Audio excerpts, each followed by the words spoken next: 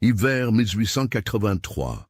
La petite ville de Saint-Étienne est secouée par une nouvelle qui défie toute logique. Armand Valcourt, puissant industriel propriétaire de 3 manufactures de tissage et héritier d'une des familles les plus anciennes de la région, annonce son mariage précipité avec Léonie Marchal, la femme de ménage muette qui nettoie ses bureaux à l'aube.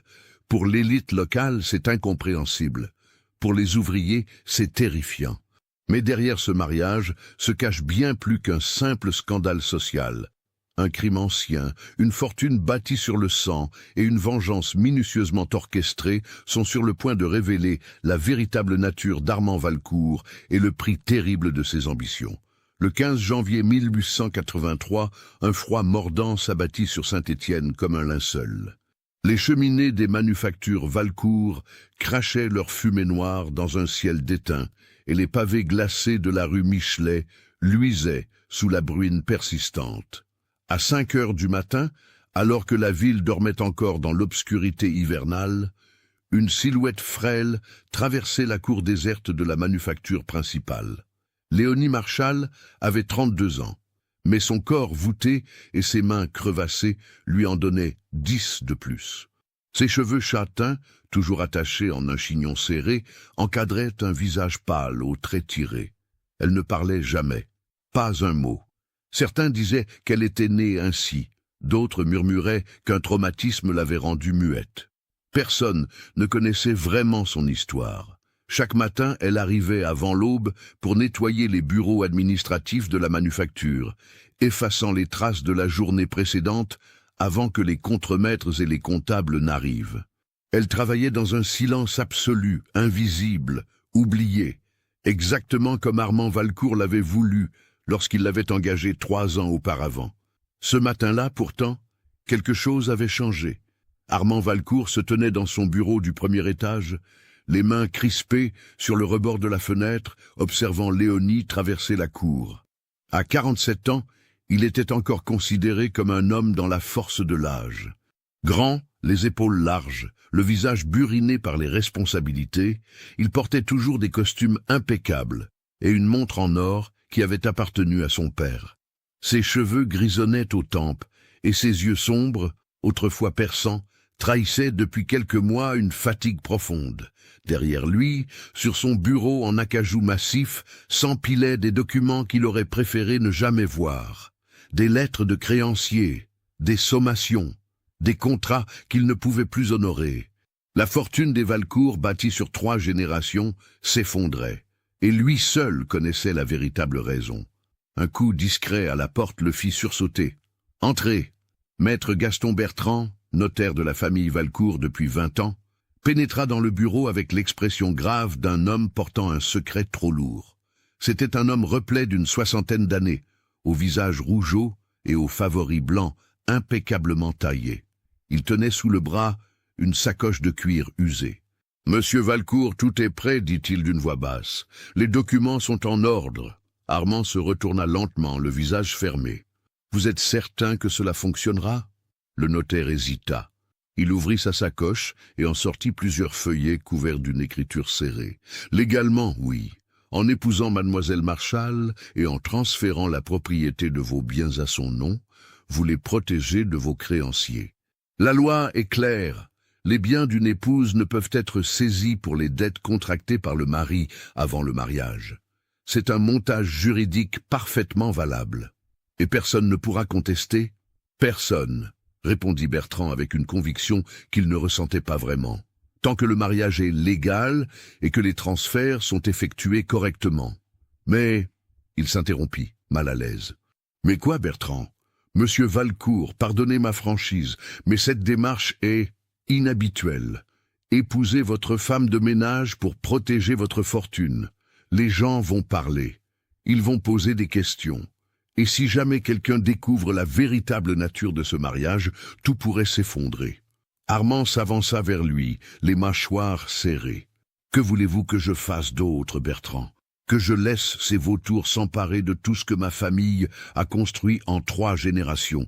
Que je perde les manufactures, la maison, tout? Non, bien sûr que non. Mais pourquoi elle? Pourquoi Léonie Marchal ?» Armand détourna le regard. La question le hantait depuis qu'il avait conçu ce plan désespéré. « Parce qu'elle ne peut pas parler », murmura-t-il. « Parce qu'elle n'a pas de famille, pas d'amis, pas de relations. Parce qu'elle est invisible. Personne ne s'intéressera jamais à elle, personne ne cherchera à comprendre. Et surtout, il s'interrompit, fixant la fenêtre, où la silhouette de Léonie disparaissait à l'intérieur du bâtiment. Surtout parce qu'elle n'a aucun moyen de me trahir. Le silence qui suivit était lourd de non-dits. Bertrand rangea ses documents avec des gestes nerveux. Le mariage est prévu pour cet après-midi à 15 heures, à la mairie. J'ai arrangé les choses pour que ce soit discret, seulement les témoins obligatoires. Bien. Et les transferts de propriété? Ils seront effectués immédiatement après la cérémonie. D'ici demain soir, tout sera au nom de votre épouse. Officiellement, vous ne posséderez plus rien. Armand acquiesça lentement. C'était un pari insensé, il en avait conscience, mais il n'avait plus le choix. « Elle a accepté » demanda Bertrand. Armand eut un sourire amer. « Vous croyez qu'elle avait vraiment le choix ?» À 13 heures, Léonie fut convoquée dans le bureau d'Armand. Elle entra sans bruit, comme toujours, les yeux baissés, son uniforme de travail encore humide par endroits. Armand était assis derrière son bureau, le visage impénétrable. « Assieds-toi, Léonie. » Elle obéit, s'installant sur le bord de la chaise, les mains croisées sur ses genoux. Son visage ne trahissait aucune émotion. Armand la regardait avec attention. C'était étrange, maintenant qu'il y pensait, combien il savait peu de choses sur cette femme qu'il s'apprêtait à épouser dans 2 heures. Il savait qu'elle était orpheline, qu'elle avait grandi dans un hospice à Lyon, qu'elle était arrivée à Saint-Étienne il y a 3 ans en cherchant du travail, mais au-delà de ces faits basiques, elle restait un mystère complet. « Je suppose que tu te demandes pourquoi je t'ai demandé de venir, » dit-il finalement. Elle ne répondit pas, évidemment. Elle le regardait simplement, ses yeux gris extraordinairement calmes. « Voilà, j'ai une proposition à te faire, une proposition qui va changer nos 2 vies. » Il se leva et commença à faire les 100 pas, les mains derrière le dos. « Tu sais que je traverse des difficultés financières, des difficultés graves. Mes créanciers veulent saisir mes biens, les manufactures, la maison familiale, tout. J'ai trouvé une solution légale pour protéger la fortune des Valcourt, mais elle nécessite ta coopération. » Il s'arrêta devant elle. « Je veux que tu m'épouses. » Le silence qui suivit était assourdissant. Léonie ne scia même pas. Ses mains restèrent parfaitement immobiles sur ses genoux. « C'est un arrangement purement formel, » continua Armand rapidement. « Un mariage sur papier seulement. Tu vivras à la maison, bien sûr, mais tu auras tes propres quartiers. Nous ne partagerons rien d'autre qu'un nom. En échange, je te verserai une somme mensuelle généreuse. Et lorsque tout sera terminé, lorsque j'aurai résolu mes problèmes financiers, nous pourrons divorcer discrètement et tu seras libre, avec assez d'argent pour vivre confortablement le reste de tes jours. » Il attendit une réaction. Rien. « Tu comprends ce que je te propose ?» Léonie hocha lentement la tête. « Alors, tu acceptes ?» Elle resta immobile un long moment, son regard gris fixé sur lui avec une intensité troublante. Puis, très lentement, elle hocha de nouveau la tête. Armand sentit un soulagement immense l'envahir. Il ne s'était pas rendu compte à quel point il avait redouté un refus. « Parfait. Le notaire va t'apporter les documents à signer. Le mariage aura lieu à 15 heures à la mairie. Je veux que tu portes quelque chose de convenable. Madame Girard, la gouvernante, va t'aider. » Léonie se leva pour partir, mais Armand la retint d'un geste. « Une dernière chose. Tu ne dois jamais, jamais révéler la véritable nature de notre arrangement. À personne. Tu comprends ?» Elle le regarda longuement, et pour la première fois, Armand crut déceler quelque chose dans ses yeux. Une lueur qu'il ne parvint pas à identifier. Puis, elle hocha la tête une dernière fois et sortit sans bruit. Armand resta seul dans son bureau, une sensation étrange au creux de l'estomac. Il venait de conclure le marché le plus important de sa vie avec une femme qui ne pouvait pas dire un seul mot. Il se demanda, l'espace d'un instant, s'il n'était pas en train de commettre une terrible erreur. À 15 heures précises, dans la salle austère de la mairie de Saint-Étienne, Armand Valcourt et Léonie Marchal furent unis par le maire, M. Édouard Beaumont, un homme bedonnant qui connaissait la famille Valcourt depuis toujours et qui fit de son mieux pour cacher sa stupéfaction. Léonie portait une robe simple en laine gris foncé que Madame Girard avait dénichée dans une armoire. Ses cheveux étaient toujours tirés en arrière, mais quelqu'un avait tenté d'y ajouter un petit peigne en écaille. Elle semblait fragile, presque fantomatique dans la lumière blafarde qui filtrait à travers les hautes fenêtres. Armand, lui, portait son costume le plus sobre. Il regardait droit devant lui, le visage de marbre, pendant que le maire lisait les formules officielles d'une voix monocorde. « Monsieur Armand Jean-Baptiste Valcourt, acceptez-vous de prendre pour épouse mademoiselle Léonie Catherine Marchal, ici présente ?»« Oui. »« Mademoiselle Léonie Catherine Marchal, acceptez-vous de prendre pour époux monsieur Armand Jean-Baptiste Valcourt, ici présent ?» Léonie hocha la tête. Le maire hésita. « Mademoiselle, je dois entendre votre consentement verbal. » Maître Bertrand, qui servait de témoin, s'avança rapidement. « Monsieur le maire, mademoiselle Marchal est dans l'incapacité physique de parler, mais son acquiescement est parfaitement clair. » Le maire fronça les sourcils, mal à l'aise. Il regarda Léonie, qui hocha de nouveau la tête avec force, les yeux fixés sur lui. « Très bien, marmonna-t-il. Je vous déclare donc unis par les liens du mariage. » Pas d'applaudissements, pas de félicitations. Seulement le grattement de la plume sur le registre et le bruit étouffé des pas sur le parquet ciré. Lorsqu'ils sortirent de la mairie, la nuit était déjà en train de tomber. Une bruine glacée continuait de tomber. Armand aida Léonie à monter dans son fiacre sans un mot, et ils rentrèrent à la demeure Valcourt dans un silence absolu. Madame Girard, la gouvernante, les attendait à l'entrée, le visage crispé. C'était une femme sèche d'une 50aine d'années qui travaillait pour la famille depuis 20 ans.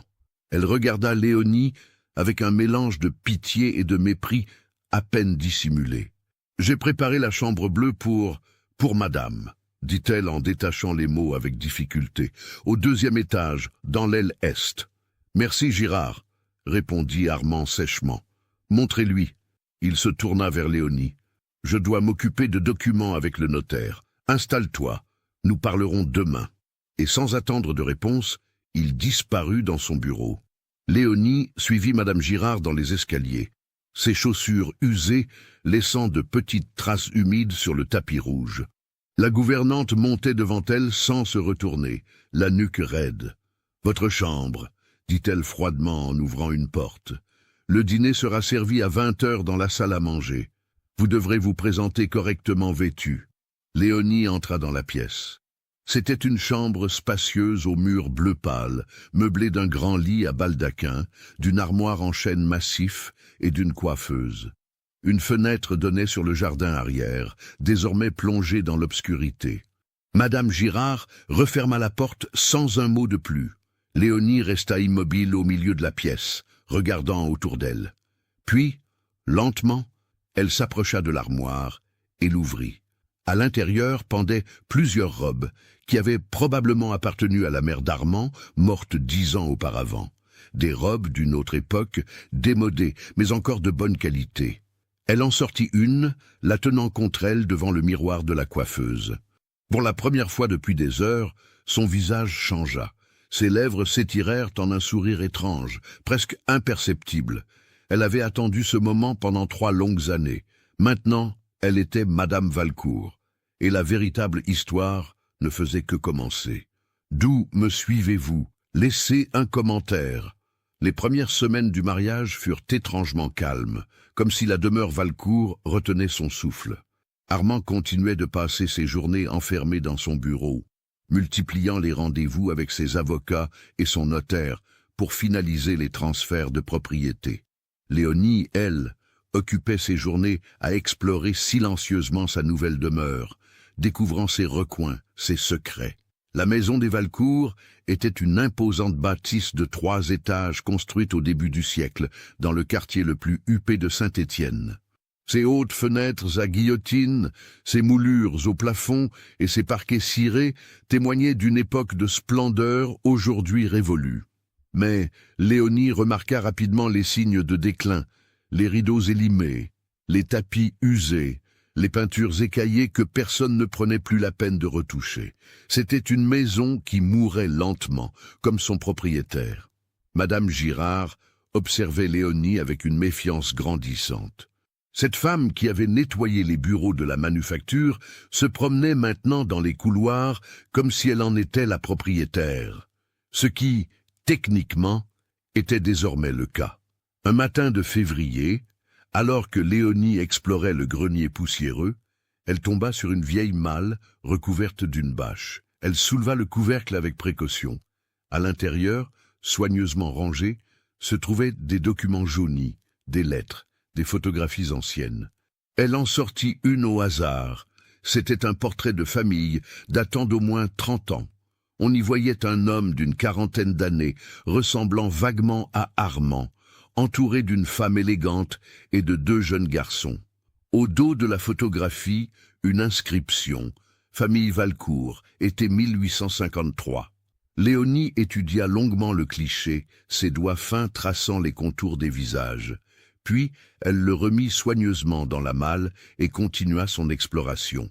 Au fond de la malle, sous une pile de vieilles lettres, elle trouva un journal intime relié de cuir. Elle l'ouvrit à la première page. L'écriture était fine, soignée, féminine.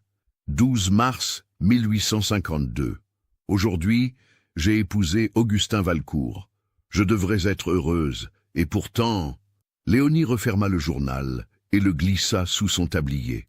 Elle savait qu'elle venait de trouver quelque chose d'important. Ce soir-là, pour la première fois depuis leur mariage, Armand et Léonie dînèrent ensemble.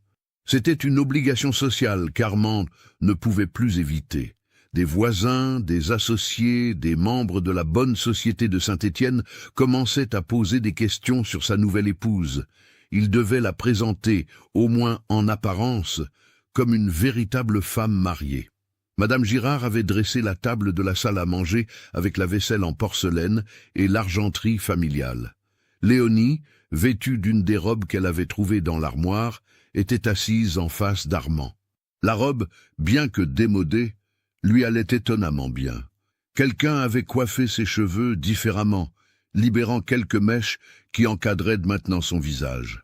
Armand la regarda avec surprise. C'était la première fois qu'il la voyait vraiment. Dans la lumière douce des chandeliers, elle n'était plus la femme de ménage invisible qu'il avait engagée 3 ans auparavant. Elle était autre chose, quelque chose qu'il ne parvenait pas à définir. « La robe te va bien », dit-il maladroitement, rompant le silence. Léonie hocha la tête en signe de remerciement, ses yeux gris fixés sur lui avec cette intensité troublante qu'il commençait à connaître. « Je suppose que tu t'es habitué à la maison ?» Nouveau hochement de tête. Armand se sentait ridicule. Comment était-il censé avoir une conversation avec quelqu'un qui ne pouvait pas répondre ? « Écoute, » reprit-il en reposant ses couverts, « je sais que cette situation est inhabituelle. Pour nous deux. Mais nous devons trouver un moyen de cohabiter. Des gens vont venir ici, des associés, des créanciers, peut-être même des représentants de la justice. Nous devons leur donner l'impression que ce mariage est authentique. » Léonie le regardait sans ciller. « Tu comprends ce que je te demande ? Nous devons jouer un rôle. En public, tu es ma femme, pas seulement sur le papier. » Il s'attendait à un hochement de tête habituel, mais à la place, Léonie fit quelque chose d'inattendu. Elle se leva lentement, contourna la table et s'approcha de lui. Armand se raidit, incertain de ses intentions. Elle s'arrêta à côté de sa chaise, puis tendit la main et toucha doucement son épaule. C'était un geste simple, presque tendre, mais il y avait quelque chose dans ce contact qui fit frissonner Armand. Puis elle retourna s'asseoir, comme si rien ne s'était passé. « Très bien », murmura Armand, déstabilisé. « Très bien. » Le reste du dîner se passa dans un silence tendu. Mais quelque chose avait changé dans l'atmosphère. Armand ne parvenait plus à considérer Léonie comme une simple pièce dans son plan. Elle était devenue réelle. Dans les semaines qui suivirent, d'étranges événements commencèrent à se produire dans la demeure Valcourt. Des événements que chacun interprétait à sa manière. Un matin, Madame Girard découvrit que tous les portraits de famille accrochés dans le grand salon avaient été déplacés pendant la nuit. Ils n'étaient pas tombés, non. Ils avaient été soigneusement décrochés et repositionnés de façon que tous les personnages regardent vers la fenêtre donnant sur le jardin. « C'est elle !» marmonna la gouvernante en les remettant en place. « Cette femme nous porte malheur. » Un autre jour, le contremaître de la manufacture principale, M. Gérard Roussel, vint voir Armand en urgence.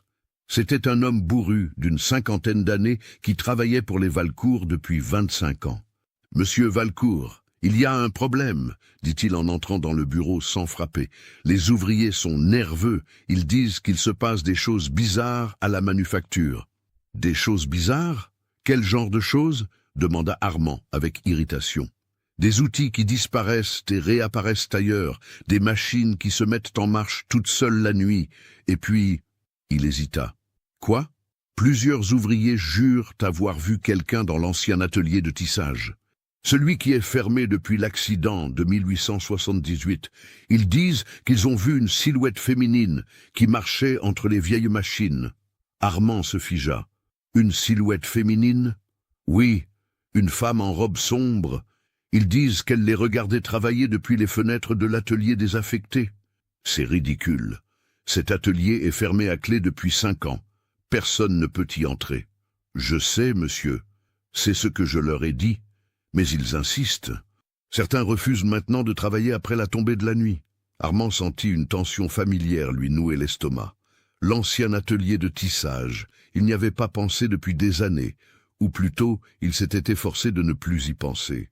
Très bien, je vais aller vérifier, mais je veux que vous disiez aux ouvriers d'arrêter de répandre ces superstitions ridicules. Nous avons assez de problèmes sans qu'ils en inventent de nouveaux. Le soir même, Armand prit une lanterne et se rendit à la manufacture. La nuit était froide et claire, et ses pas résonnaient dans les rues désertes. Il avait les clés de tous les bâtiments, y compris celui de l'ancien atelier. Lorsqu'il ouvrit la lourde porte en fer, une bouffée d'air vicié lui frappa le visage. L'atelier était plongé dans l'obscurité totale. Il leva sa lanterne. Les vieilles machines à tisser se dressaient dans la pénombre, comme des squelettes métalliques. La poussière recouvrait tout d'une couche épaisse. Des toiles d'araignée pendaient des poutres du plafond. Personne n'était venu ici depuis l'accident. L'accident. Armand ferma les yeux, submergé par un souvenir qu'il avait tenté d'enfouir. C'était en mars 1878, 5 ans auparavant. Une ouvrière nommée Catherine Bergeron avait été happée par une des machines à tisser. La courroie de transmission s'était enroulée autour de son bras, puis de son corps, la broyant contre les engrenages. Ses cris avaient résonné dans toute la manufacture avant de s'arrêter brutalement. On l'avait retrouvée morte, son corps disloqué entre les rouages. L'enquête avait conclu à un accident dû à la négligence de l'ouvrière. Mais Armand savait la vérité. La machine était défectueuse. Il le savait depuis des semaines. Mais la réparer aurait coûté trop cher, aurait nécessité d'arrêter la production. Alors, il avait fermé les yeux. Il avait laissé les ouvriers continuer à travailler sur des équipements dangereux. Catherine Bergeron avait payé le prix de son avarice. Et maintenant, quelqu'un semblait hanter cet endroit. Armand fit le tour de l'atelier, inspectant chaque recoin. Rien. Aucune trace de présence récente. Les serrures n'avaient pas été forcées. Les fenêtres étaient intactes. Pourtant, alors qu'il s'apprêtait à partir, il remarqua quelque chose d'étrange. Sur une des vieilles machines, quelqu'un avait tracé des lettres dans la poussière. Il s'approcha, le cœur battant. Les lettres formaient un mot. Justice. Armand sentit la sueur perler sur son front. Qui avait écrit cela? Quand? Et surtout, pourquoi? Il effaça rapidement le mot avec sa manche et quitta l'atelier en verrouillant soigneusement la porte derrière lui. Mais cette nuit-là, dans son lit, il ne parvint pas à trouver le sommeil.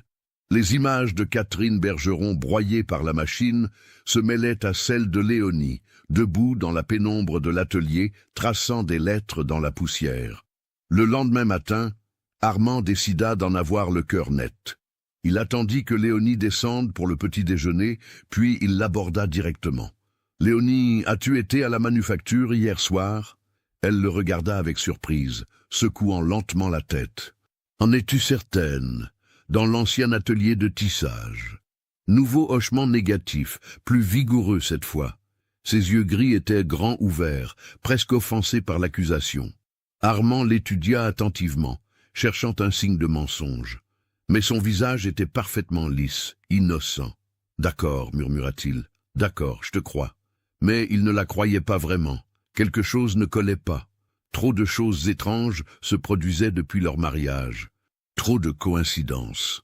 Ce qu'Armand ignorait, c'est que Léonie n'avait effectivement pas mis les pieds dans cet atelier. Mais elle savait exactement qui l'avait fait. Le soir même, alors qu'Armand était parti dîner avec un créancier pour négocier un délai de paiement, Léonie monta au grenier. Elle sortit le journal intime qu'elle avait caché sous une latte du plancher et l'ouvrit à la lumière d'une bougie. Elle lut pendant des heures, tournant les pages jaunies avec précaution. C'était le journal de Mathilde Valcourt, la mère d'Armand, morte en 1873 d'une pneumonie. Mais ce n'était pas une mort naturelle que racontait le journal. 15 septembre 1872. Augustin devient de plus en plus violent. Hier soir, il m'a frappé parce que le dîner n'était pas à son goût. J'ai une ecchymose au visage que je dois cacher avec du maquillage. Je ne sais plus quoi faire. 3 novembre 1872. Il a congédié la cuisinière qui avait osé témoigner en ma faveur lors de notre dispute. Il contrôle tout maintenant. L'argent, les domestiques, mes sorties, je suis prisonnière dans ma propre maison. 28 janvier 1873. Je suis malade, très malade. Le médecin dit que c'est la grippe, mais je ne le crois pas. Depuis que je bois le tonique qu'Augustin me prépare chaque soir, je me sens de plus en plus faible. J'ai des vertiges, des nausées. Mon corps se consume de l'intérieur.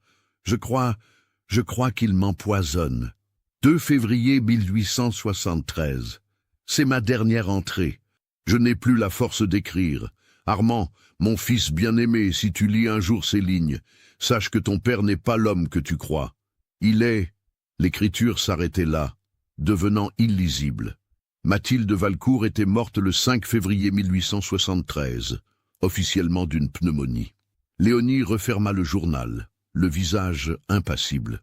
Elle savait depuis le début qu'Armand portait le poids d'une malédiction familiale. Mais elle n'avait pas imaginé à quel point les racines du mal étaient profondes. Ce n'était pas seulement l'accident de Catherine Bergeron qui hantait cette famille. C'étaient des décennies de crimes, de mensonges et de sang.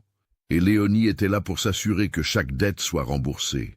Si cette histoire macabre vous a donné des frissons, partagez-la avec un ami qui aime les contes d'horreur.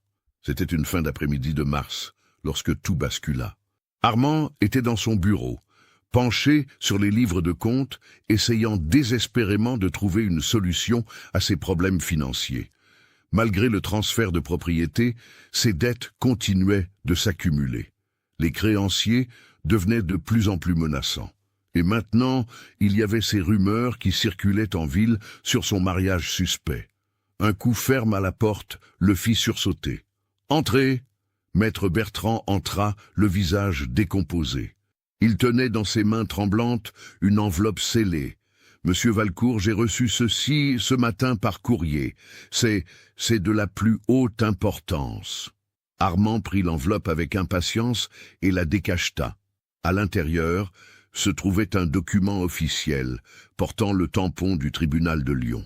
Il commença à lire et le sang quitta son visage. « C'est impossible, » murmura-t-il. « C'est impossible. » « Je l'ai vérifié 3 fois, » dit Bertrand d'une voix blanche. « C'est authentique. » Le document était un acte de naissance, daté de 1851, celui de Léonie Catherine Marchal, née le 12 avril 1851 à Lyon. Mais ce qui fit vaciller Armand, ce n'était pas le nom de sa mère, Catherine Bergeron. C'était le nom de son père, Augustin Valcourt. Armand relut le document 3 fois, 4 fois, comme si les mots allaient changer sous ses yeux. « Comment est-ce possible ?» balbutia-t-il. Bertrand sortit d'autres documents de sa sacoche. « J'ai fait des recherches après avoir reçu cela. Catherine Bergeron, l'ouvrière qui est morte dans votre manufacture en 1878, était la mère de Léonie. Elle avait eu une liaison avec votre père il y a 32 ans, avant son mariage avec votre mère. Lorsque Catherine est tombée enceinte, votre père l'a congédiée et lui a versé une somme d'argent pour qu'elle parte et ne revienne jamais. Mais elle est revenue? Oui, en 1875. Son mari était mort. Elle n'avait plus d'argent. Elle est venue supplier votre père de l'aider. Il a refusé. Alors elle a accepté un travail d'ouvrière dans la manufacture sous son nom de femme mariée, Bergeron. Votre père ne l'a jamais reconnue. Ou peut-être qu'il a fait semblant de ne pas la reconnaître. Et Léonie? Catherine a laissé sa fille dans un hospice à Lyon lorsqu'elle avait 8 ans, avant de revenir ici. Elle envoyait de l'argent quand elle le pouvait. Léonie est restée à l'hospice jusqu'à ses 29 ans. Puis elle a appris que sa mère était morte dans un accident industriel à Saint-Étienne. Elle est venue ici en 1880. Elle a trouvé du travail dans votre manufacture. Armand sentit ses jambes se dérober sous lui. Il s'effondra dans son fauteuil. « Mon Dieu, murmura-t-il, mon Dieu, elle est votre demi-sœur, oui. » Le silence qui suivit était assourdissant.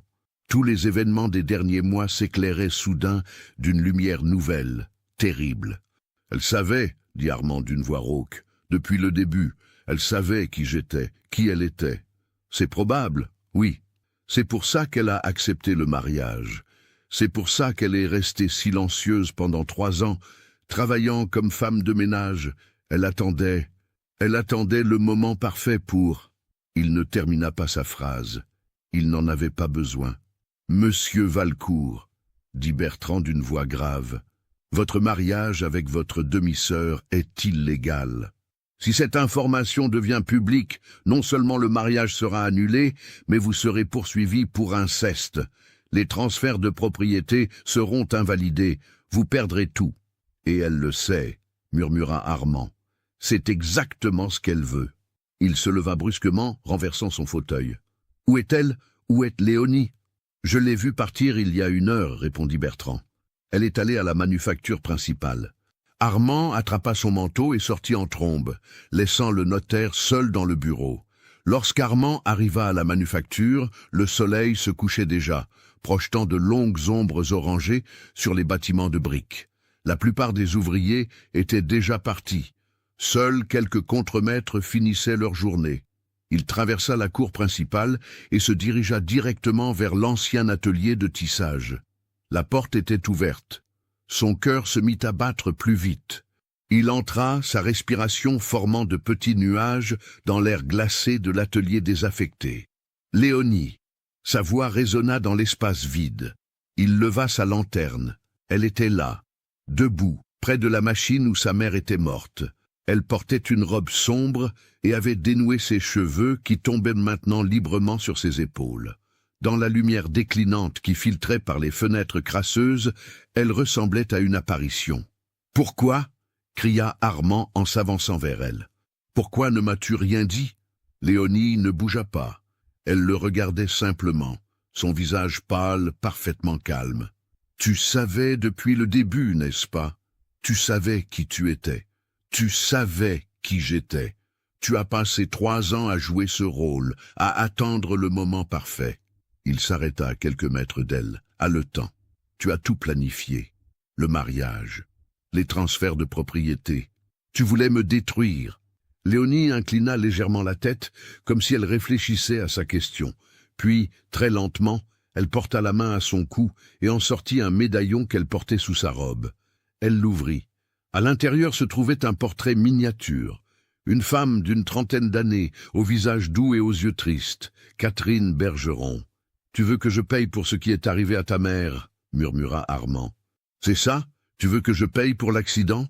Pour la première fois depuis qu'il la connaissait, Léonie secoua lentement la tête. Non, ce n'était pas ça. Puis elle fit quelque chose qu'Armand n'avait jamais vu. Elle ouvrit la bouche, et elle parla. Sa voix était rauque, hésitante, comme si les mots lui étaient étrangers après tant d'années de silence. Ce n'était pas un accident. Armand la fixa, pétrifié. « Quoi ?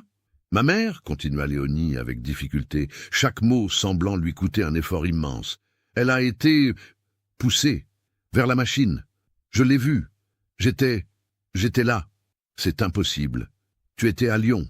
Non, j'étais revenu pour la voir, pour lui dire que l'hospice fermait, que j'avais besoin d'elle. Les mots se déversèrent maintenant plus facilement, comme si un barrage s'était rompu. J'étais caché, près de l'entrée. Je la regardais travailler. Et puis, je l'ai vue. Qui? Qui as-tu vu? Ton père, Augustin Valcourt. Armand sentit le sol se dérober sous lui. Non. Il est venu vers elle, ils ont parlé. Elle pleurait, elle le suppliait. De l'argent, pour moi. Il a refusé. Elle s'est mise à crier. Qu'elle allait révéler la vérité, qu'elle allait dire à tout le monde ce qu'il avait fait, qu'il avait une fille illégitime. Léonie s'avança d'un pas, ses yeux gris brillants dans la pénombre. Alors il l'a poussée, vers la machine en marche. Elle a essayé de se rattraper, mais la courroie l'a happée, et lui, il est resté là, à regarder. Il est resté là, et il a regardé la machine la broyer. Armand reculait lentement, secoué par ce qu'il entendait. Et quand c'était fini, continua Léonie d'une voix de plus en plus ferme, il a appelé les autres, il a crié qu'il y avait eu un accident. Personne n'a remis sa version en question. Pourquoi l'aurait-on fait? C'était monsieur Valcourt, après tout. Tu mens, murmura Armand. Tu inventes tout ça pour... Pourquoi le détruire, sa fortune? Léonie eut un rire amer. Je me fiche de sa fortune. Je me fiche de tout ça. Je veux juste que vous payiez. Lui et toi. Moi, qu'est-ce que j'ai fait? Tu savais. Pour la machine. Tu savais qu'elle était défectueuse. Tu aurais pu la réparer. Tu aurais pu sauver ma mère. Mais tu n'as rien fait. Exactement comme ton père. Armand secoua la tête avec véhémence. Je ne savais pas. Je te jure que je ne savais pas qu'il l'avait poussée. Je pensais vraiment que c'était un accident. Mais tu savais que la machine était dangereuse. Et tu n'as rien fait. Le silence qui suivit était lourd de vérité. Armand ne pouvait pas le nier. « Qu'est-ce que tu veux » demanda-t-il finalement épuisé. Léonie sourit. C'était un sourire froid, calculé. « Je veux ce qui m'appartient. Je suis la fille d'Augustin Valcourt. Je suis son héritière. Et maintenant que je suis ta femme, tout ce qui était à lui, tout ce qui est à toi, est légalement à moi. Tu vas tout prendre. Oui, chaque franc, chaque propriété, chaque machine. Et puis, je vais tout détruire. Je vais fermer les manufactures. Je vais vendre la maison. Je vais effacer le nom des Valcourt de cette ville. Tu es folle. Non, je suis juste. Armand recula encore, son esprit fonctionnant à toute vitesse. Si tu révèles qui tu es vraiment, notre mariage sera annulé.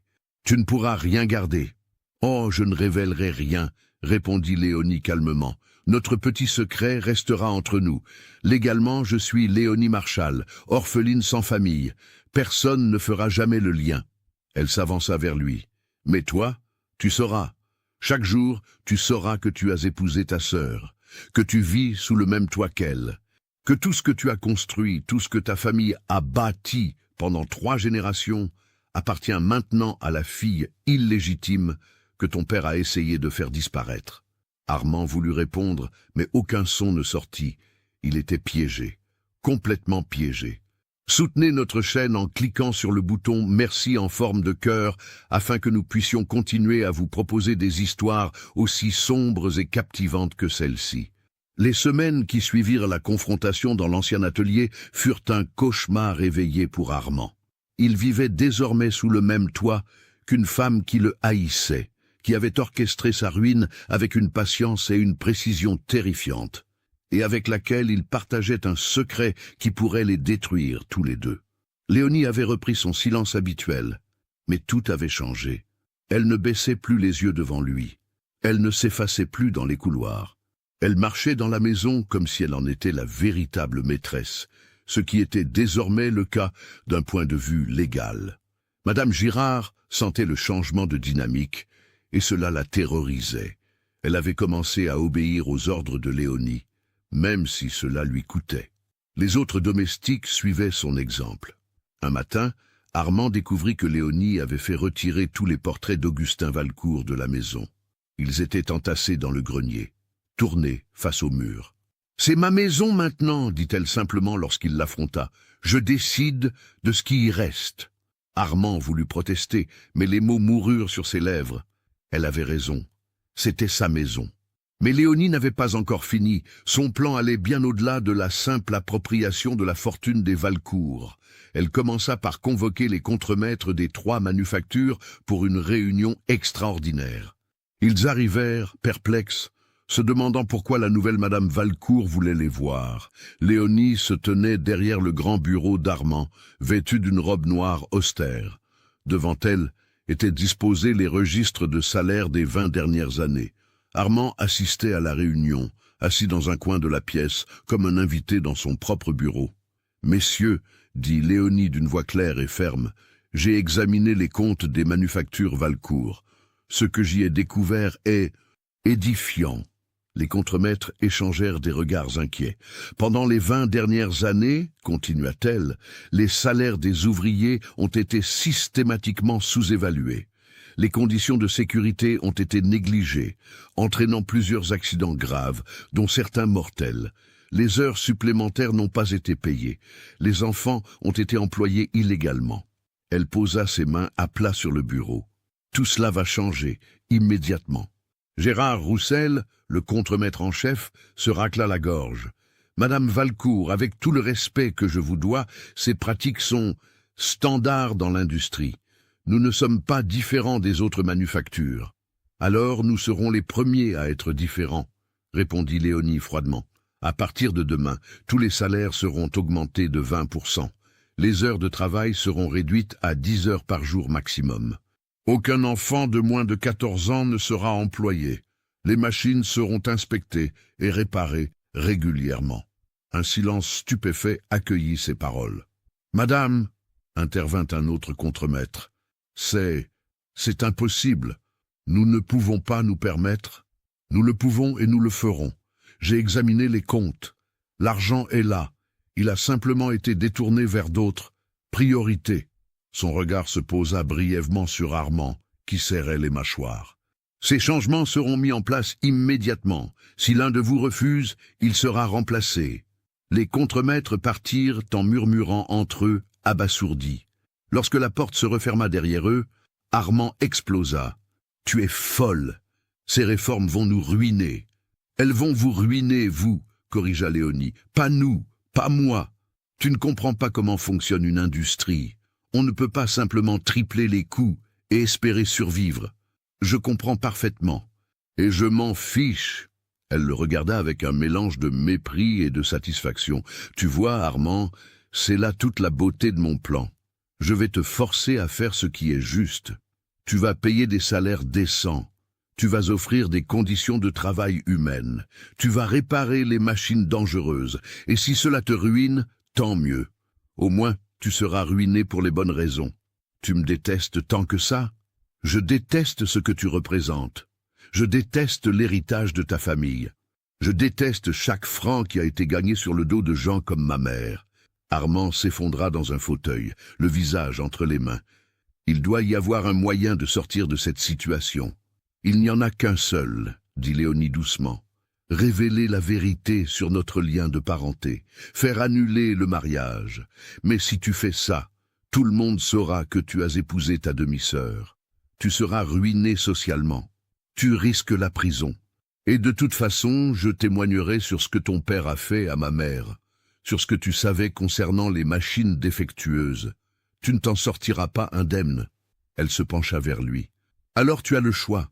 Soit tu continues à jouer le rôle du mari respectueux pendant que je démantèle tranquillement ton empire. Soit tu révèles tout et tu t'autodétruis. Dans les deux cas, tu perds. » Mais Léonie avait sous-estimé une chose, le désespoir d'un homme acculé. Cette nuit-là, Armand resta éveillé jusqu'à l'aube, réfléchissant. Il y avait peut-être une troisième option, une option que Léonie n'avait pas anticipée. Il pouvait la tuer. Cette pensée le frappa avec une clarté terrible. Si Léonie mourait dans un accident, il hériterait de tout ce qui était désormais en son nom. Le problème serait résolu. Personne ne connaîtrait jamais la vérité sur leur lien de parenté. Il passa les jours suivants à observer Léonie, étudiant ses habitudes, ses déplacements. Elle se promenait souvent seule dans le jardin le soir. Elle empruntait l'escalier principal, dont plusieurs marches étaient usées et instables. Un accident serait si facile à arranger. Mais chaque fois qu'il s'apprêtait à agir, quelque chose le retenait. Pas la morale, pas la compassion, mais la peur. La peur que Léonie ait anticipé même cette possibilité. La peur qu'elle ait laissé des lettres, des témoignages, des preuves qui seraient révélées en cas de mort suspecte. C'est maître Bertrand qui, sans le vouloir, lui donna la réponse. Le notaire vint le voir un après-midi de fin mars, l'air encore plus sombre que d'habitude. « Monsieur Valcourt, j'ai de mauvaises nouvelles. Très mauvaises. »« Quoi encore ?» soupira Armand. « J'ai reçu une convocation du tribunal. Une enquête a été ouverte sur les circonstances de la mort de Catherine Bergeron en 1878. » Armand se figea. « Quoi? Comment? Pourquoi maintenant, après 5 ans? Quelqu'un a déposé une plainte formelle, affirmant détenir de nouvelles preuves, suggérant que ce n'était pas un accident. Qui? Qui a déposé cette plainte? » Bertrand consulta ses documents. « Une certaine Léonie Marchal Valcourt. » Armand sentit le sol s'effondrer sous lui pour la 2e fois en quelques semaines. Elle a porté plainte contre son propre père. Contre Augustin Valcourt, oui. Posthume, évidemment, puisqu'il est mort en 1881. Mais si l'enquête conclut qu'il y a eu meurtre, cela aura des conséquences légales importantes. Lesquelles? La fortune des Valcourt pourrait être considérée comme ayant été obtenue par des moyens criminels. Les héritiers pourraient être contraints de payer des réparations à la famille de la victime. Dans ce cas, Léonie, en tant qu'unique fille de Catherine Bergeron et d'Augustin Valcourt, serait l'unique héritière légitime de tout, compléta Armand d'une voix blanche. Exactement. Armand se mit à rire. Un rire amer, désespéré. Elle a pensé à tout, à chaque détail. Il regarda Bertrand. Et si je révèle la vérité sur notre lien de parenté maintenant? Si je fais annuler le mariage? Cela ne changera rien à l'enquête sur le meurtre. Si elle prouve que votre père a tué sa mère, elle héritera quand même. Mariage, ou pas. Armand ferma les yeux. Il était échec et mat. Ce soir-là, il y eut un dîner formel à la demeure Valcourt. Plusieurs notables de Saint-Étienne avaient été invités, curieux de rencontrer la mystérieuse nouvelle Madame Valcourt. Léonie descendit l'escalier principal, vêtue d'une robe de soirée en soie noire, qui avait appartenu à Mathilde Valcourt. Ses cheveux étaient relevés en un chignon élaboré, et elle portait les bijoux de famille. Les invités furent surpris. Cette femme, dont ils avaient entendu dire qu'elle n'était qu'une simple femme de ménage, avait l'allure et le maintien d'une aristocrate. Pendant le dîner, Léonie resta silencieuse, comme on pouvait s'y attendre d'une femme muette. Mais sa présence était magnétique. Les invités ne pouvaient s'empêcher de la regarder, fascinés par cette énigme vivante. Armand, lui, buvait plus que de raison, son regard ne quittant pas Léonie. À un moment, M. Beaumont, le maire, se pencha vers lui. « Votre épouse est... remarquable, Valcourt. Vraiment. Comment avez-vous fait pour la convaincre de vous épouser ?» Armand eut un sourire tordu. « Je n'ai pas eu à la convaincre, Beaumont. C'est elle qui m'a choisi. » Après le départ des invités, Armand trouva Léonie dans le salon, observant la ville par la fenêtre. « Tu as gagné, dit-il simplement. Tu as gagné sur tous les fronts. Je n'ai plus aucune carte à jouer. » Léonie se retourna vers lui. « Ce n'était jamais une question de gagner, répondit-elle de sa voix rauque. C'était une question de justice. » « Justice? Tu appelles ça de la justice? Tu as détruit ma vie. J'ai révélé la vérité, c'est différent. Qu'est-ce que tu veux de moi maintenant? Que je m'agenouille? Que je te supplie ?» Léonie s'approcha de lui lentement. « Je veux que tu comprennes ce que ma mère a ressenti quand ton père l'a poussée vers cette machine. Je veux que tu saches ce que c'est que d'être impuissant, piégé, sans issue. Elle était maintenant tout près de lui, et je veux que tu vives avec ça, chaque jour, pour le reste de ta vie. » 3 mois passèrent. L'enquête sur la mort de Catherine Bergeron progressait lentement, mais sûrement. Léonie avait fourni aux autorités son témoignage détaillé, ainsi que plusieurs lettres que Catherine avait écrites avant sa mort, décrivant ses confrontations avec Augustin Valcourt. Il n'y avait pas assez de preuves pour conclure de manière certaine au meurtre. Augustin était mort, et les témoins directs n'existaient plus. Mais le doute était suffisamment fort pour que le tribunal ordonne une révision complète de la succession Valcourt. Pendant ce temps, les réformes que Léonie avait imposées dans les manufactures commençaient à porter leurs fruits. Paradoxalement, contre toute attente d'Armand, les ouvriers travaillaient avec plus d'ardeur maintenant qu'ils étaient mieux payés et mieux traités. La productivité augmentait, les accidents du travail avaient pratiquement disparu. Les autres industriels de Saint-Étienne observaient ces changements avec un mélange de méfiance et de curiosité. Certains commençaient même à envisager d'adopter des pratiques similaires. Léonie était en train de transformer non seulement les manufactures Valcourt, mais l'ensemble de l'industrie textile de la région. Un soir de juin, Armand entra dans la bibliothèque et trouva Léonie en train de lire. Elle lisait souvent maintenant, rattrapant toutes ces années où elle n'en avait pas eu l'occasion. « J'ai reçu une lettre de mon avocat aujourd'hui », dit-il sans préambule. « Il me conseille de quitter le pays, de partir avant que les résultats de l'enquête ne soient officiels. » Léonie leva les yeux de son livre. « Et tu vas le faire ?»« Non. » Il s'assit lourdement dans un fauteuil en face d'elle. « Tu sais ce qui est étrange? Au début, je te haïssais. Je haïssais ce que tu m'avais fait. Mais maintenant, il s'interrompit, cherchant ses mots. Maintenant, je commence à comprendre ce que mon père a fait, ce que j'ai fait. Les gens que nous avons blessés pour préserver notre fortune, notre nom. » Il la regarda directement dans les yeux. « Tu avais raison. Nous devions payer. » Léonie referma son livre doucement. « Ce n'est pas à moi que tu dois présenter des excuses, Armand. C'est aux centaines d'ouvriers qui ont travaillé dans tes manufactures.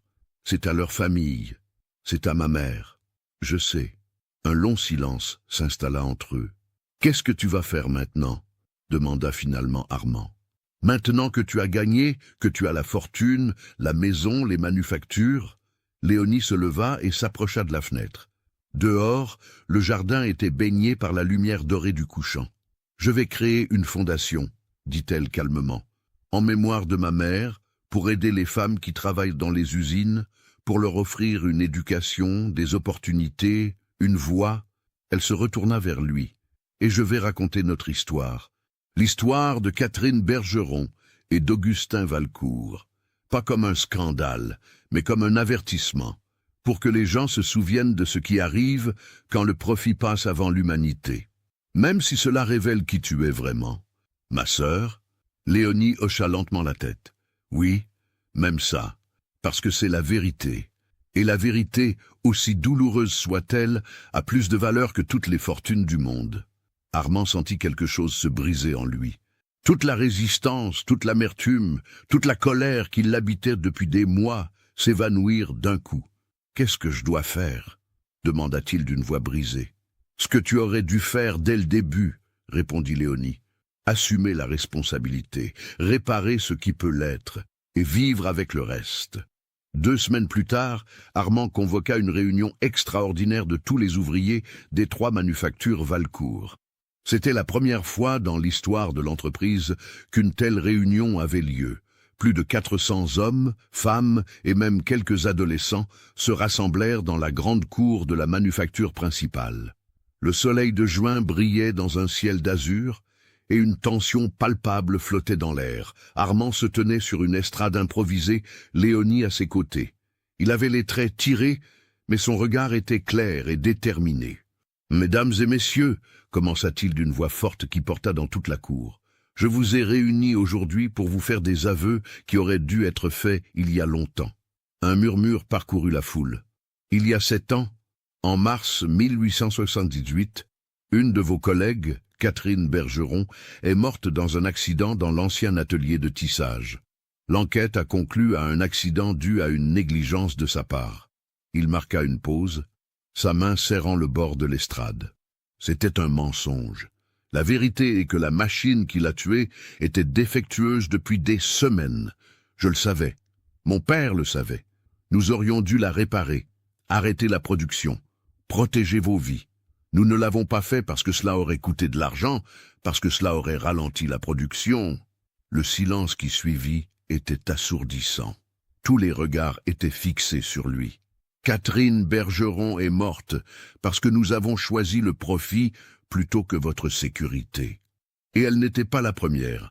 Combien d'entre vous ont perdu des doigts, des mains, des membres dans des accidents qui auraient pu être évités? Combien d'entre vous ont vu des collègues mourir ou être estropiés? Des têtes s'inclinèrent, des larmes coulèrent, des mains se serrèrent. Je ne peux pas ramener Catherine Bergeron. Je ne peux pas effacer les blessures et les morts, mais je peux reconnaître la vérité. Je peux assumer ma responsabilité. Il se tourna vers Léonie. La femme qui se tient à mes côtés est Léonie Marchal-Valcourt, mon épouse, mais elle est aussi la fille de Catherine Bergeron. Elle a travaillé pendant 3 ans dans mes bureaux, invisible, silencieuse, attendant le moment de révéler la vérité. Un murmure de surprise parcourut la foule. C'est elle qui a exigé les réformes que vous connaissez maintenant. L'augmentation des salaires, l'amélioration des conditions de travail, la réparation des machines. C'est elle qui a forcé cette famille à faire ce qui aurait toujours dû être fait. Armand prit une grande inspiration. À partir d'aujourd'hui, toutes les manufactures Valcourt appartiendront à une fondation créée en mémoire de Catherine Bergeron et de toutes les personnes qui ont souffert pour construire cette fortune. Une partie des bénéfices ira aux ouvriers sous forme de participation au profit. Une autre partie servira à créer des écoles, des hôpitaux, des refuges pour les travailleurs et leurs familles. Il leva la main pour calmer les exclamations qui fusaient. « Je ne demande pas votre pardon, je ne le mérite pas. Mais je demande que vous me permettiez de consacrer le reste de ma vie à réparer autant que possible les torts que ma famille a causés. » Il descendit de l'estrade. La foule s'ouvrit devant lui et Léonie. Ils marchèrent en silence jusqu'à l'ancien atelier de tissage. Armand ouvrit la porte et entra. Léonie le suivit. « C'est ici que tout a commencé, dit-il doucement, et c'est ici que cela doit se terminer. » Il s'approcha de la machine où Catherine était morte. Quelqu'un avait posé un bouquet de fleurs séchées à cet endroit, un hommage anonyme qui avait dû être déposé il y a des années. « Je suis désolé, murmura-t-il, pour ce que mon père a fait, pour ce que j'ai permis. » Léonie s'agenouilla et toucha doucement la machine, ses doigts traçant les engrenages qui avaient broyé sa mère. « Elle aurait aimé te voir comme ça, dit-elle finalement, honnête, repentant, humain. Tu crois qu'elle me pardonnerait? Non, mais peut-être qu'elle comprendrait que tu essaies. Et parfois, c'est tout ce qu'on peut espérer. » Ils restèrent là un long moment, dans la pénombre poussiéreuse de l'atelier désaffecté, 2 personnes liées par le sang et le crime, essayant de trouver un moyen de vivre avec leur histoire. Juin 1888. Saint-Étienne avait changé. Les manufactures Valcourt, désormais gérées par la fondation Catherine Bergeron, étaient devenues un modèle d'industrie éthique. D'autres entreprises de la région avaient suivi leur exemple, pressées par leurs ouvriers qui exigeaient maintenant les mêmes conditions. L'ancienne demeure Valcourt avait été transformée en école pour les enfants des ouvriers. Les murs qui avaient abrité tant de secrets et de souffrances résonnaient maintenant de rires et de leçons. Léonie vivait dans une maison plus modeste en bordure de la ville. Elle avait fait annuler son mariage avec Armand dès que l'enquête sur la mort de sa mère avait été conclue. Le scandale avait été énorme, mais bref. L'histoire de Catherine Bergeron, de son meurtre par Augustin Valcourt et de la vengeance calculée de sa fille était devenue légendaire. Certains la considéraient comme une héroïne, d'autres comme une manipulatrice. Elle s'en fichait. Elle avait obtenu ce qu'elle cherchait, la vérité et un certain degré de justice. Armand, lui, avait quitté Saint-Étienne. On disait qu'il vivait à Lyon, travaillant comme simple comptable dans une petite entreprise. Il avait renoncé à tout, son nom, sa fortune, son statut. Certains disaient qu'il était devenu fou, d'autres qu'il avait trouvé la paix. Léonie ne savait pas. Elle ne l'avait pas revu depuis le jour où ils avaient annulé leur mariage. Par une belle journée d'été, Léonie se rendit au cimetière municipal. Elle marchait lentement entre les tombes, un bouquet de roses blanches à la main. Elle s'arrêta devant une pierre tombale simple. Catherine Bergeron, 1823-1878, ouvrière et mère, sa mort ne sera pas oubliée. Léonie déposa les fleurs et s'agenouilla. « Bonjour, maman », murmura-t-elle. C'était la première fois qu'elle prononçait ce mot depuis des années. Sa voix, longtemps muette, longtemps silencieuse, était maintenant claire et forte. « Je ne sais pas si j'ai bien fait. Je ne sais pas si ma vengeance t'aurait rendue heureuse ou si elle t'aurait brisé le cœur. Mais j'ai essayé de faire ce qui était juste. » Elle toucha la pierre froide. « La fondation prospère. Les ouvriers ont maintenant une vie meilleure. Ton histoire est connue. Tu n'es plus invisible. » Des larmes coulèrent sur ses joues. « Mais je t'ai perdu. Et aucune vengeance, aucune justice ne pourra jamais combler ce vide. » Elle resta là longtemps, dans le silence du cimetière, pleurant la mère qu'elle n'avait jamais vraiment connue et la vie qu'elle n'avait jamais pu partager. Finalement, elle se leva et commença à s'éloigner. Mais elle s'arrêta en voyant une silhouette debout près de l'entrée du cimetière. Un homme d'une 50aine d'années, les cheveux gris, le visage marqué par le temps et le remords. Armand. Ils se regardèrent un long moment à travers les rangées de tombes. Puis, lentement, Armand s'approcha. « Je ne savais pas que tu serais là, » dit-il maladroitement. « Je viens tous les dimanches. » Ah ! Un silence inconfortable s'installa. « Comment vas-tu » demanda finalement Léonie. « Je travaille, je vis, je respire. Certains jours sont plus difficiles que d'autres. »« Moi aussi. » Armand regarda la tombe de Catherine. « Je viens parfois ici aussi, pour lui demander pardon. Je ne pense pas qu'elle puisse m'entendre, mais elle t'entend peut-être. Qui sait ?» Armand eut un sourire triste. « Tu as changé le monde, Léonie. Tu as fait ce que personne d'autre n'aurait pu faire. Tu as transformé la mort de ta mère en quelque chose de significatif. » Ce n'était jamais censé être significatif. C'était censé être de la justice. Peut-être que c'est la même chose. Léonie le regarda longuement. Cet homme qui avait été son ennemi, son mari, son frère. Cet homme qui portait le poids des péchés de son père et des siens propres. « Tu crois qu'on peut vraiment se racheter, Armand, après tout ce qui s'est passé ? Je ne sais pas, mais je crois qu'on peut essayer. Et peut-être que c'est tout ce qui compte. » Léonie hocha lentement la tête. « Peut-être. » Elle commença à s'éloigner, puis se retourna une dernière fois. « Au revoir, Armand. Au revoir, Léonie. » Ils partirent dans des directions opposées, deux âmes brisées essayant de trouver la rédemption dans un monde qui ne pardonne jamais vraiment. Mais alors que Léonie marchait dans les rues ensoleillées de Saint-Étienne, elle sentit quelque chose qu'elle n'avait pas ressenti depuis très longtemps, une petite lueur d'espoir. Peut-être que la justice n'était pas seulement une question de vengeance, peut-être qu'elle était aussi une question de reconstruction, de transformation, de donner un sens à la souffrance. Elle pensa à tous les ouvriers qui travaillaient maintenant dans de meilleures conditions, aux enfants qui apprenaient à lire et à écrire dans l'école qu'elle avait créée, aux femmes qui trouvaient refuge et soutien dans la fondation. Sa mère n'était plus là, mais son héritage vivait à travers tout cela. Et c'était peut-être la plus grande victoire de toutes. Ce soir-là, Léonie s'assit à son bureau et ouvrit un nouveau journal. Sur la première page, elle écrivit « Histoire de Catherine Bergeron et de sa fille, un testament de justice et de vérité par Léonie Marchal ». Puis elle commença à écrire. Elle écrivit l'histoire de sa mère, de son enfance, de son amour pour Augustin Valcourt, de sa trahison, de sa mort. Elle écrivit sur les années qu'elle avait passées à l'hospice, rêvant d'une mère qu'elle ne connaissait pas. Elle écrivit sur sa décision de venir à Saint-Étienne, de travailler dans la manufacture, d'attendre patiemment son moment. Elle écrivit toute la nuit, les mots coulant sur le papier comme si sa mère les lui murmurait à l'oreille. Lorsque l'aube se leva sur Saint-Étienne, illuminant les cheminées des manufactures qui crachaient désormais une fumée plus propre, Léonie posa sa plume. L'histoire était terminée, mais son combat, lui, ne faisait que commencer, car maintenant d'autres femmes allaient lire son histoire.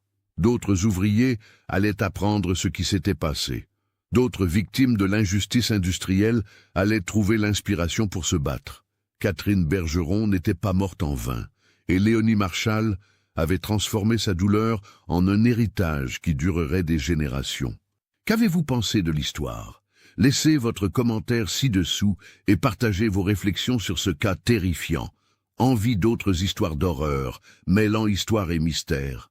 Abonnez-vous, activez la cloche de notification et partagez avec ceux qui aiment le côté obscur de l'humanité. À bientôt pour le prochain cauchemar.